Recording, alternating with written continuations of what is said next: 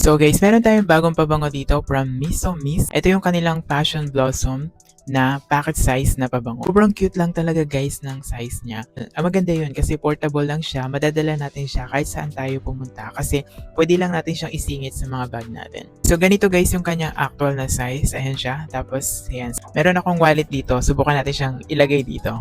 Try natin siya ilagay.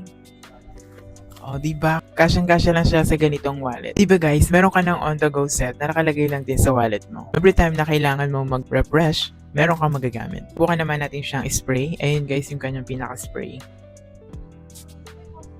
Guys, ang bango nitong Passion Blossom. Bagay siya sa mga tahimik lang na babae. Hindi siya mga nakakatuwang slogan sa mga battle niya. Kagaya nito, ang nakalagay dito is, pagod na ako pero amoy fresh pa rin. O, totoo naman yan. Pauwi ka na, kahit mukha ka ng haggard, pero pag nag-spray ka nito, amoy fresh ka pa din. Guys, nakakatuwa lang din kasi yung scent nito is nagtatagal din siya ng 6 hours. Long lasting na din yung kanyang amoy. So guys, kung gusto mo rin ng on-the-go scent, itong pabango ng Miss o Miss ang isa sa pwede mong i-consider. Kapag bumili ka ngayon ng dalawa, meron kang 25% off na makukuha discount. And guys, meron din silang iba't ibang scent ito. Meron silang strawberry bliss, pwede yun pang date o di kaya pang pasok sa school.